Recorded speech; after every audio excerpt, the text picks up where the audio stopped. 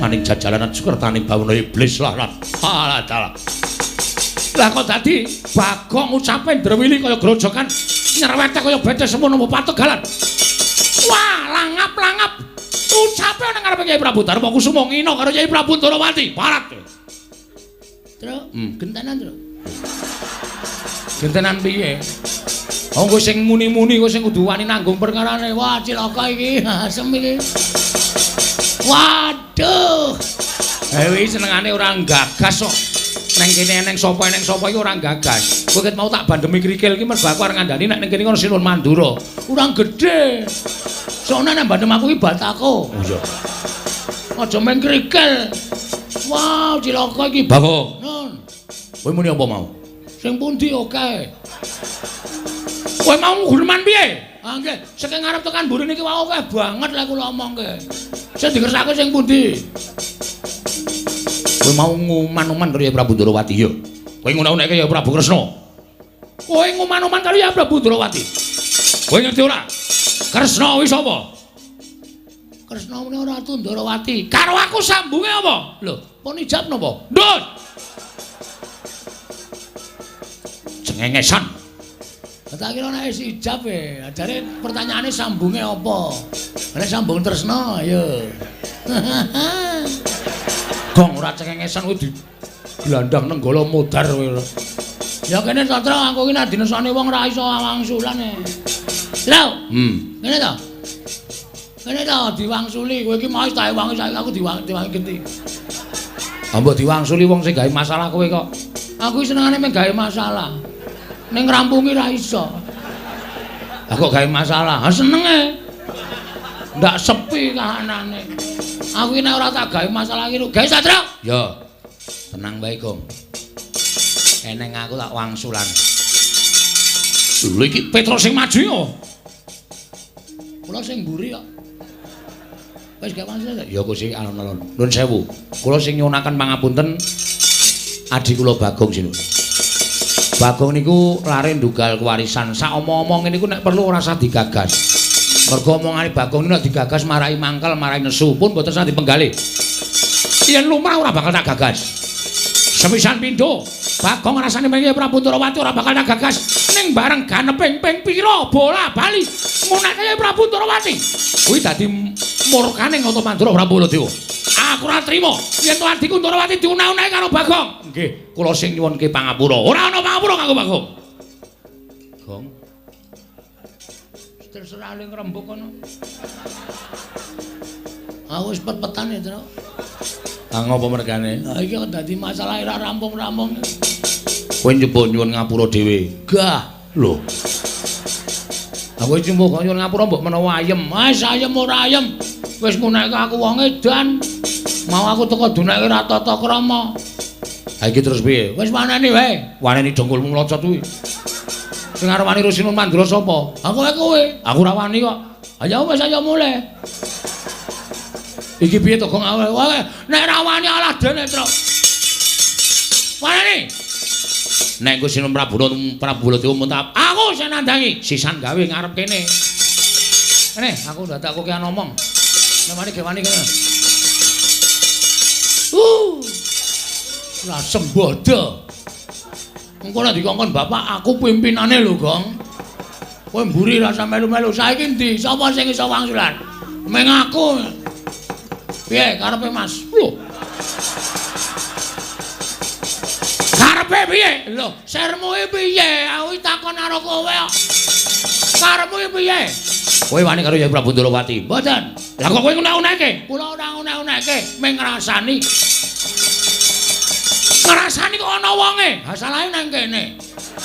Ambok lunga sik ora masalah. Wah, Bagong kowe aja kusak kepenakmu dhewe langsung karo Baladewa. Kowe aja sak kepenakmu dhewe langsung karo Baladewa. Saiki ngene wae. Pripun? Aja nganti dadi pasulayan, nggih. Kowe bali. Bali piye? Bali yo. Wis ora ana ojek. Iki adoh iki nggone iki. Kowe bali yo. Terus nek bali kondo karo bapakmu. Bapak kula Semar. Heeh. Kondo karo bapakmu. Bapakmu kon ngilo karo gitoke. Bapakmu kon nyawang karo cengele. Bapakmu ki mengkere gedhi bal 17 wong elek kelok mripat. Mung batur karo bangun kayangan ki. Bapakmu ki sing gablek apa aku tak takon?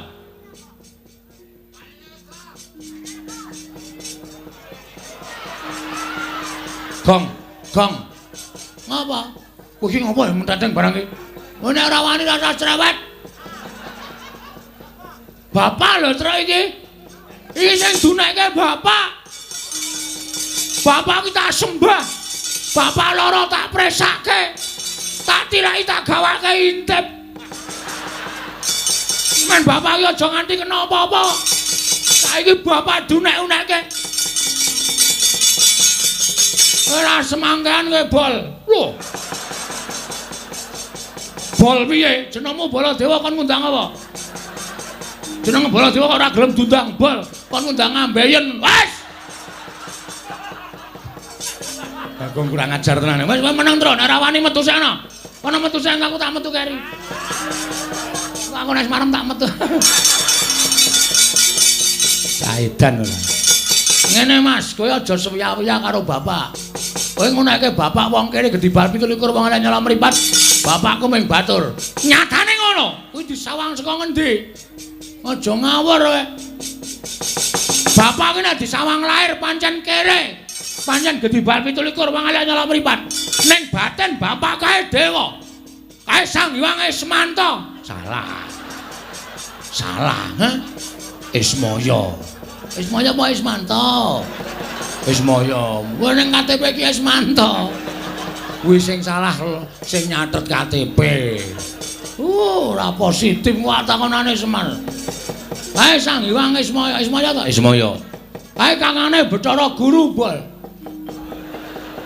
Kowe iki nek piknik pol-pole arep nganggo derajat pangkat, arep kowe pol-pole nganggo kaya ngono kuwi, kowe iki nganggo mekutha, nganggo sandangan sarwa apik pol, kowe nek piknik ming nang mall, ya ta? Aku nek piknik iki pendak minggu nang kayangan. Aku nang omku. Lho, om sapa? Om guru. Wong kaya adine bapak. Kowe aja ngece karo bapak ditonton saka baten kaya ngono. Saiki aku tak takon karo kowe, Mas. Tak takon karo kowe. Kok dadi kowe kok seneng-menang karo aku ki maksudmu piye to?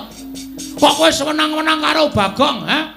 Bareng kowe saiki wis istol ketekan kentukan derajat pangkat, kowe karo wong kawula cilik ngene iki ngidak-idak sampe nakmu dhewe. Mbok kowe eling, kowe mbiyen ki aku sing dadi tim suksesmu. Kowe sapa ning omahku, Bagong? Kowe nek ngentuke swara 40. Kene iki tak gawe toilet. Saiki kelakon apa? Ora, seprene aku ya ming mancik watu. Karo kena banyu sithik-sithik kae. Nyes. Jijik kok ora. Aku ming nagih Baladewa. Kene iki acor, kene iki tak aspal. Wah, kowe iki nek arep magang janjimu muluk kaya dara kekalangan. Ning bareng dadi mlenyek ora ana gunane. Tur kowe aja ngece karo kawula kaya ngene iki. Dume sampean duwe derajat pangkat, dume sampean duwe kelungguhan. Kowe ngece karo para kawula kaya Bagong ngene iki. Aku njaluk wektu sak jam, tak nglumpukke kawula. Kowe tak demo jengkelang kowe bol. Akon piye? Ngamarta ki dari rakyat untuk rakyat oleh rakyat. Demokrasi nang kene iki. Kekuasaan sepenuhnya iki di tangan rakyat. Sinuwun Darmakusuma mula tak jak salaman, kuwi ora nesu mergo dhek ngerti aku lebih tinggi derajatnya dibanding dia. Mergo dhek tukang ngomong aku, dhek sing ngayomi aku, dhek sing ngesui karo aku. Aku juragane. Ora ketap-ketip kowe. Kowe ngejak dialog mungsuh S2 ngrekoso kowe. S2. SD ora tau lulus kok. Pirang tahun SD kon? 8 tahun nih. SD nunggak ping pindho lho. Aku jepret gurune. Oh. Kurang ajar ayo gurune muring-muring. Ora seru kok. Minta tarik tik ngono sak. Ya ora kurang ajar kuwi. SD kok wis wani jepret gurune. Diajari Semar ya mbiyen. diajari Semar ora. Ayo Mawang Sulan. Jane sampean ngejan apa? Wah, panuswaning jajalan. Kowe saya ngino Mananata Mantu Prabu Baladewa. Saya ngias Mananata Mantu Prabu Baladewa weto. Ayo, neng kene tak gawe sayembara. Sayembara napa? Sapa sing cilik gedene sing kuwi kadidene Baladewa nang boyong pustaka jamus jimat Lojoto. Piye kuwi le omong kuwi? Ala tak balik jale berjali. Mbok alon-alon wektune isih sak jam kok. Isih sewengi kok. Sapa sing cilik gedene sing kuwi kadidene Baladewa? Menang boyong pustaka jamus jimat Lojoto. Tru? Aku ditantang itu. Wani ora? Jujur wae nek omongan wani aku. Nek gelut jujur wae. Ora wani. Ora wani kok dadak delangap-delangap ucape. Nek sampean nantang karo aku, oke, ora masalah. Semono uga aku, Mas. Semono uga aku. Kowe iso gawe bali Bagong, nek iso nglangkai kuandane Petruk. Ayo walarisan.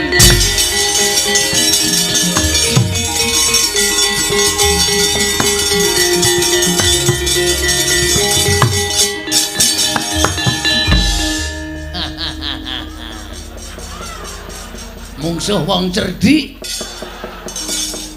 Wong edan Bagong. Tak kira nek wani tenan jebul kakangne sing didu. Men ndak meng ketengok. Nah, Petruk niku napa-napa dikuasai. Wau disangoni Semar ya sing gawa Petruk. Deke jajan ya kula ming turan. Ora tak patekke. Lah iya lah saiki karepmu piye? Pokoke sinuwun ajeng maringake sinten kemawon monggo ning gandeng niki wis dadi gegeran kaya ngeten. Ngibarate kaya dene kriwikan dadi grojokan. Petruk wis entuk mungsuh. Jane sing kula incer dudu Prabu Baladewa. Sing mbok incer sapa? Petruk niku kakang kula, Baladewa kakane Kresna. Kakang mungsuh kakang, Adi mungsuh Adi. Ha, itu baru jos. Bagong, nun, ora demek-demek arep gelut kok demek-demek. Lah nek kowe pancen wani karo aku ayo. Nendi papane wong neter kadigdayan? Lho, sampean krungu lho kula rasane. Lho, krungu wae wong cedhake kaya ngene kok. Oke. Wajake nyepelekke. Koko Prabu kuwi wong getapan, aku kuwi wong sareh. Aku ora tau iso nesu karo para Panakawan. Ning iki kudu nesu. Iki wis gegeran kok. Lah terus Petruk mungsuh Prabu Baladewa, sampean kudu mungsuh aku. Nek kowe mungsuh aku ora imbang, aku ditambahi watu. Ora omongan karo kowe kok marahi mangkel to. Mangkel ning seneng to? Mbah. Ayo. Ada. Ayo to, nek guyu ki rasa larang-larang wong edan. Kene guyu. Nek kowe mungsuh aku kowe kalah, sing kandha sapa? Hah? Lho, aku duwe pusaka. Oh iya ya. Senjata Cakra tak tamani senjata Cakra mati. Kowe sadurunge namani senjata Cakra, abu-abut nganggo bendho mati. Aku ora iso mati. Weh, sing ngomong sapa? Aku ki ora iso mati. Kok iso? Aku nggawa Sekar Wijaya Kesuma kuwi panguripane wong mati ning durung winanci. Aku nggawa Sekar Wijaya Kesuma dipateni ora iso mati. Oh iya, terus kowe tak tibani senjata Cakra dies. Kula mati. Iya, terus sampean nggawa Sekar to? Iya, aku duripke. Lho ora. Lho kok ora duripke? Lho mungsuh kok kon nguripke ki piye? Mungsuh mati ya wis ora rasa dadak diuripke. Wah, cilaka iki. Lah wis rasa perang. Lah piye sida ora? Ora wae, aku ora iso urip kok. Aku kira dungkuli kembang kowe uripe angel. Arep wis dioyok-oyok ra gelem urip. Wis rasa wae. Malah rugi. Iwas mungsuhe mempeng kene ra urip wae. Baul. Ora iso ngapa-ngapa pisan. Bagong aja edan, aja kaya bocah cilik. Nuwun sewu sinuwun. Kula nyuwun pamit nggih sinuwun. Arep menyang endi? Ngelekke Petruk. Sinuwun mandura menika juragan kula. Menika pepundhen kula niki wau jane tak kira gojek jebul tenanan. Kula nyuwun pamit kula tak medal jawi. Ngelekke kalih Petra aja nganti wani karo Sinuwun Prabu Mandura. Iya Bagong aja kaya bocah cilik. Nggih matur sembah Sinuwun Darawati pamunten nggih ming gojek. Ora apa-apa Bagong. Aku ngerti watakmu nggih. Wis kena ndang metu. Nggih nyuwun pamit nggih. Iya sing ati-ati. Lha Kudara nyuwun pamit nggih. Yo sing ati-ati Bagong. Lha Janaka kula nyuwun pamit. Iya Bagong sing ati-ati. Ndara kula Dewa nyuwun pamit nggih Den. Iya Bagong sing ati-ati. Iya Bagong sing ati-ati. Aku barise ya Mah. Atur-atur Kamar. Nomor BPA-mu isih sing wingi to? Tasih. Engko tak ping. Nggih. Ngoten mawon nggih Sinuwun. Iya Bagong. Nggih. Soale Petra niku kandhan-kandharane angel tenan. Petra niku siji wonge gampang nesu.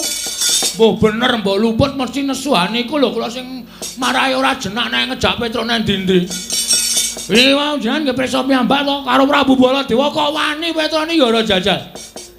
Iya Bagong. Nggih. Mula nek mboten kula elekke ndak ora mendho. Iya. Mergo Petra niku sing diwedeni ming siji. Sapa? Kula. Iya. Moko nek tak kula kene, "Truk, ora kaya ngono." Mesti mandeg. Iya Bagong. Nggih. Pareng. Iya. Pun nggih, Den? Iya sing ati-ati. Pun nggih, Dara? Iya sing ati-ati. Pun nggih, Den? Iya sing ati-ati. Dara ora pamit. Iya sing ati-ati. Iya sing ati-ati Bagong. Tenan lho, winginane niku bojone ora ngerti apa-apa. Cucuk ember kalih Petra. Nganti tak elekke ana apa Petra mbok ora anarkis. Niku nembe didelehke embere. Lah kaya ngono ki mengko entuk hukum saka Praja Ngamarta Bagong. Lah nggih nek wonten sing ngono rak malah kewirangan to. Iya. Pun nggih ngoten mawon ming ngabari kok niki wau. Iya. Ampun ngantos enten napa-napa. Iya Bagong. Sareng pareng. Nggih, Den? Iya. Pun nggih, Gus? Iya. Dara? Iya iya. Pun nggih, Den? Iya Bagong iya. Kapan kae? Kapan? Boten sida, Dik. Nggih, Dik. Tanggane tuku lemari es. Petra nesu. Lemarine dibuang jaba. Jare dikira ngiming-imingi. Wah, jan. Mbok kowe terus saprae doyan iwak wedhus niku lho. Iya, mbok ya dipenging. Nggih wong kula penging ning sing ngejak jajan kula ya. Oh. Lah ya wis. Atene kula ora madang nek menging. Iya iya. Nggih. Pun ngoten mawon Sinuwun. Iya iya sing ati-ati. Ana nggih. Iya iya sing ati-ati. Pun nggih. Iya sing ati-ati. Nggih. Iya sing ati-ati. Bareng Iya sing ati-ati. nganti jengkel kula niku karo Petra janjane. Ora janjane kowe iki ngopo? Ora tanggap-tanggap. Wis dipamiti bola-bali kok ora ana sing menehi blas. Mbok disawangi lho cangkeme nganti garing. Karo abdine kok Bagongnya 10 nggo tuku es ngono. Bagong Nun, Ratu Siniwaka ora nggawa dhuwit. Waduh. Sampeyan yo ora? Ora. Walah, tipis kabeh. Ora duwe. Alah, rung ngomong. Bagong so tak paringi ning Karang Kadempel bae. Ma, Nun, mesak ora? wonten gangsal welas. Hah? Wonten gangsal welas. Tak jupuke 5.000 entuk. Mengke nggih arisan. Rasa melu, arisan ki nggo ngopo ora. Engko nek entuk terus mlayu. Rasa urunan Ampun. Oh. Rupane elek. Medhit. Bareng iya.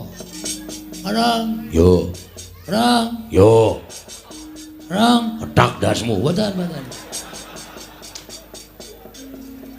Kowe Patih Handakawana. Inggih, Ki Lurah. Walah, kowe kok lek sebo ning jaba iki apa? Mriko kebak. Kowe nggodhe 300 ora? Kae, apa memper kae? Patih kok jaluki dhuwit kae lho. Gadah Ki Lurah. Kene tak silih. Ngunduraken benjang menapa? Njaluk Kresna. Oh nggih. Ngestakaken dawuh. Wong edan, batur kok kaya ngono kae kok ya uripe awet ngono lho.